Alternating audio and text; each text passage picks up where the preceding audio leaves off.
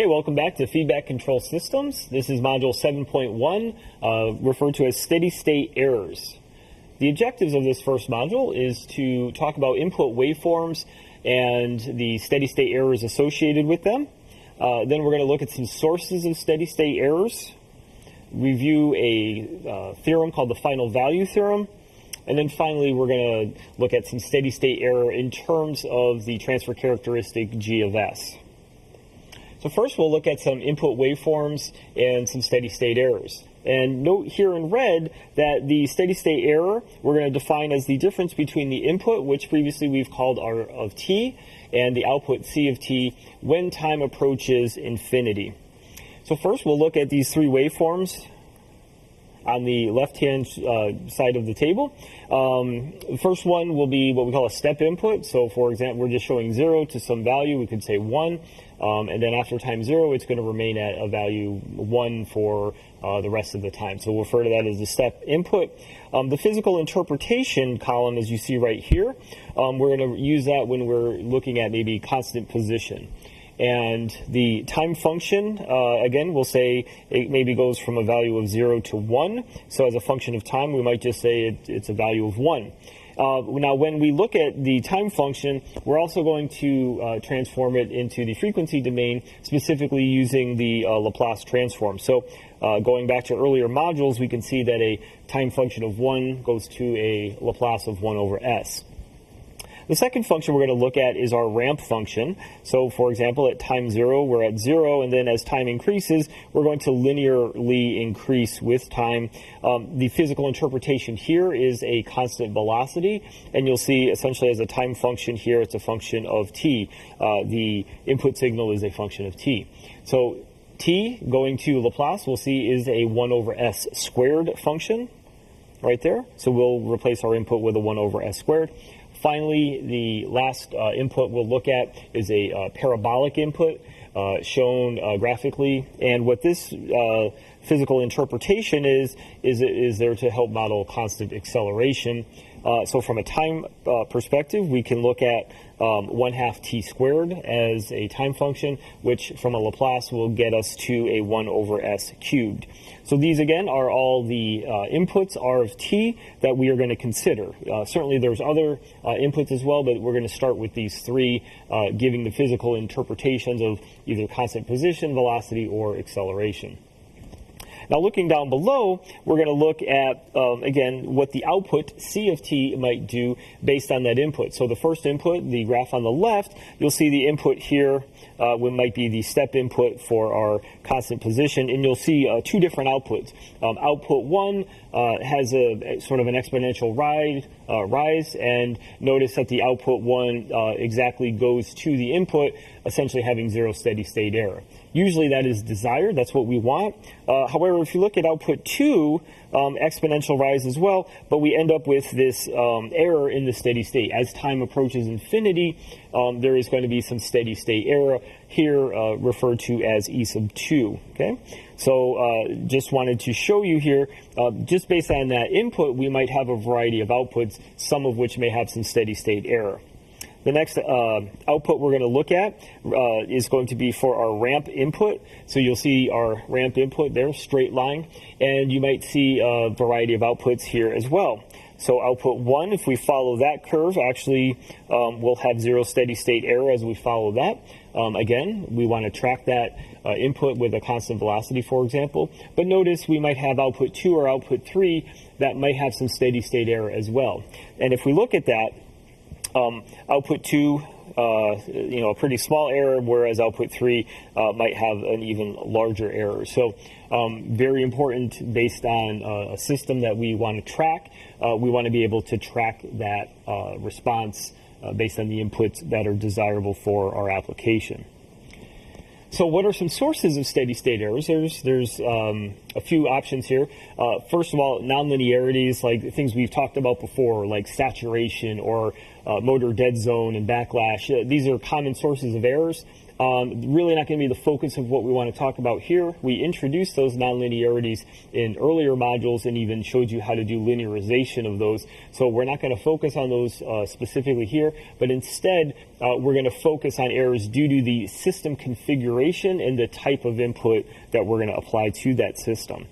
So first I'm going to show you two representative systems. Both have input RS as shown here and output CS. So both have the same input, and what we're looking at is sort of the output based on or a plant or a function. So the one on the left just has a gain K associated with it. This is a unity feedback system, so we're taking the feedback C of S, comparing it to the input, generating an error signal E of S, and we're either using a plant with a physical gain K or a K over S sort of integration and kind of comparing each one of them. So for both systems, the error is the same. It's the input minus the output, R of S minus C of S. However, if we look in a little bit more detail, assuming we want zero steady state error, we see an issue with the system on the left, meaning that we really can't have a steady state error for a non-zero input R of S, because that would result in, if the error were zero based on a simple gain K, that error, zero steady state error times a constant, well, anything times zero is going to be zero, so the output would be zero. If we feedback that zero and we're comparing it to some reference, for example, that was 5 or 10 or some other thing, what you'll see very quickly is with that system on the left, you cannot have zero steady state error, but instead you're going to get a steady state error as shown here, which will basically be whatever the desired or what the steady state output is divided by K. That's going to be your steady state error. However, the system on the right side, given the K over S term, that integrator, we can have a steady state error there, and basically because what the integrator does is essentially hold that function. And so what I mean by that is shown here. So if I do want E of S equals 0, so for example, in our cruise control example, we might have our cruise control set at 70 miles an hour going down the highway. Our speed sensor or tachometer is feeding back 70 miles an hour. We have zero steady state error. Well, we are still allowed to do 70 miles an hour on the output because that integrator is holding that. We're not integrating up any more error, we're just holding at a constant value. In electrical terms, you can think of that in terms of, say, like a capacitor, right? I might have that error you can think of as current going into the capacitor, and the output is going to be the voltage measured across the capacitor. So as I start with no voltage in the capacitor, start to put current in it, what's going to happen to the voltage? It's going to rise. What happens when I put that current out of the system? No more current, that capacitor holds its value. That voltage is not going to change. Okay, so you can think of it in that way, and also from the relationship between voltage and current in a capacitor, and with also this integration that we are showing there. So what that's saying is for this type of system, we can have zero steady state error, but it basically means we need to have some sort of integrator in that system. Okay. Next, I want to get to something called the final value theorem. We've seen this in probably previous classes, especially when you were introduced to Laplace transforms. And so what I'm first going to do is analyze the system here, have an input R of S, and instead of looking at my output, I'm going to basically write it in terms of solving for the error. So I have my T of S, which is, again, my closed loop transfer characteristic. So input closed loop transfer characteristic, that gives me my output C of S. And then to get the error, I take the input, subtract by the output, that will give me the error. So it's a different way of representing that feedback system, but this time in terms of E of S and the closed loop transfer characteristic. So we can look at these equations. E of S, as I said previously, is just R of S minus C of S, the input minus the output. But what we also can say is C of S equals the closed loop transfer characteristic T of S times the input R of S. We can kind of combine those equations, eliminate the CS term. So in other words, take this CS, substitute it in there. We have common RS terms, etc. We'll factor that out. And so we're left with this equation here on the right in terms of ES. Now, the final value theorem essentially does the following. It looks at this in the frequency domain, this S domain variable, and say, how can we look at that back in the time domain? And so what the final value theorem says is as follows. So E at infinity, so time approaching infinity, equals limit of the time approaching infinity of the error signal.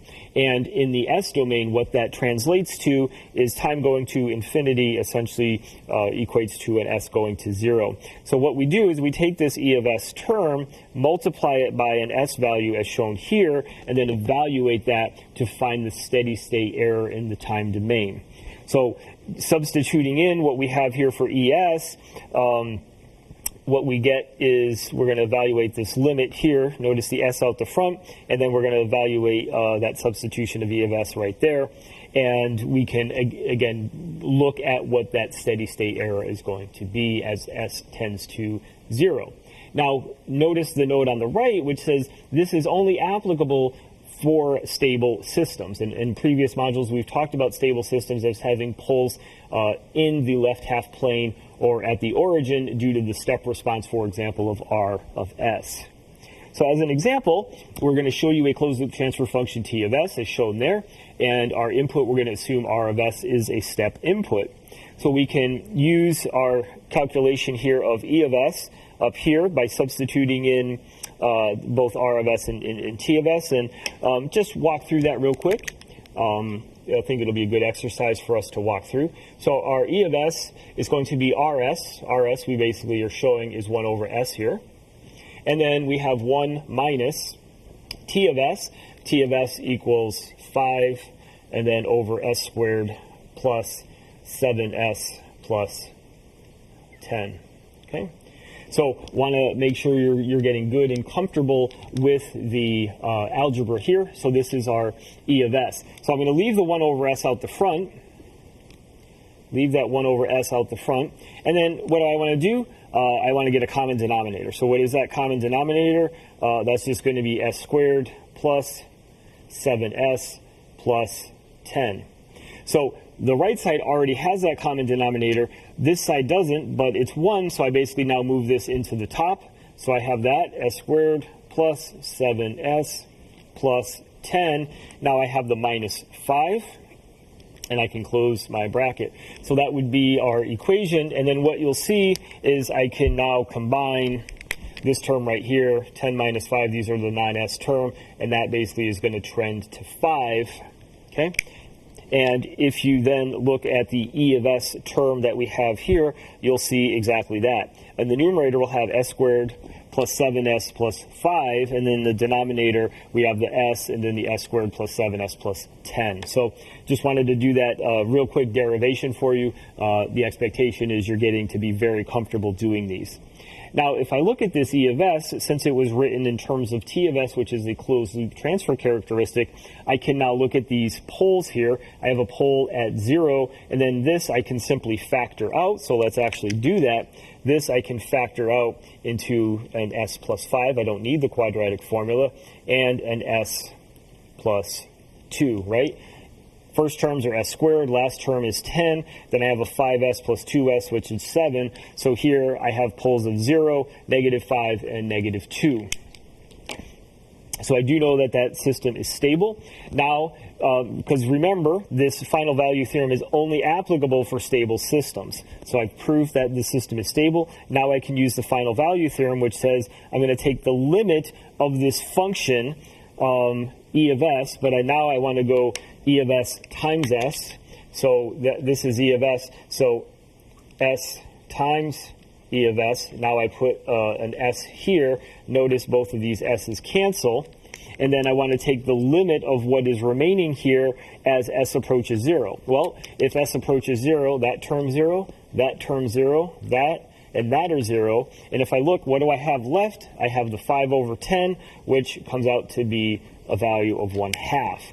So the steady state error, as we see here, comes out to be 0.5 for a step input, and the system, so for a step input for the system that's shown here, my steady state error will be a value of 0.5. Next, I want to look at the steady state error in terms of G of S. Previously, it was T of S, which was the closed loop transfer characteristic. Here, this has been more traditionally the format that we have seen previously in the class. A unity gain feedback, a plant of G of S, as shown here. I can write my E of S, and E of S is the input minus output, R of S minus C of S, and then again, my C of S is just ES times the transfer characteristic GS. Combine those two as I did previously, and I can solve for my E of S as shown there.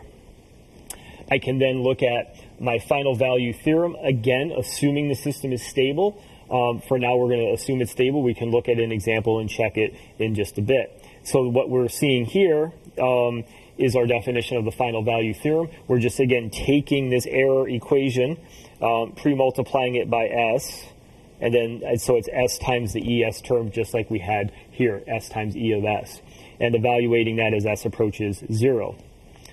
So if I have a step input on my system here, if RS is a step input like we had seen here previously, right, this was a step input, assuming I have a step input, what I can do is now substitute this in. So I have my S. RS is, again, my step, which is 1 over S. And then I have the rest. Evaluate this as S goes to 0.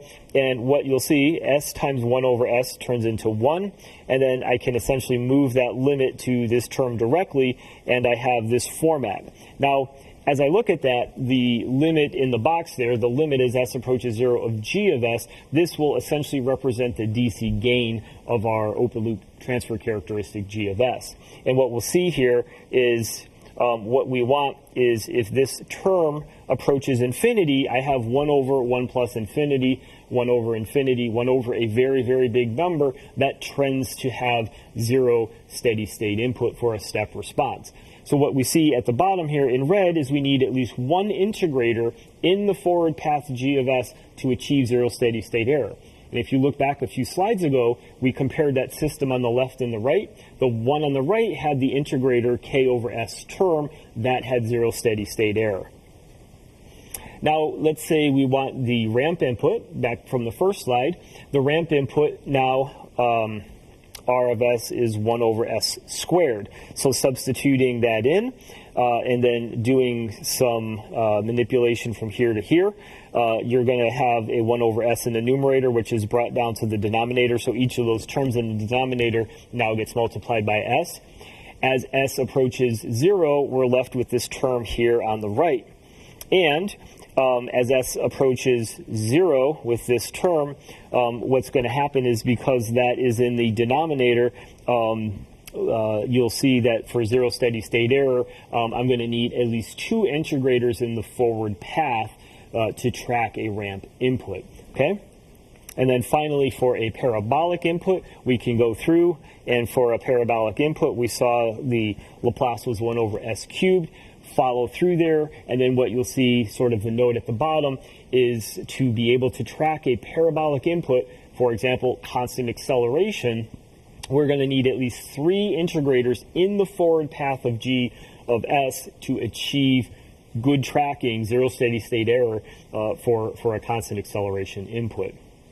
So this represents how we can look at steady state error in terms of both the open or closed loop transfer characteristics and how we can track some very common inputs that we may encounter in our systems. That will conclude this module. If you have any questions, don't hesitate to reach out. Thank you.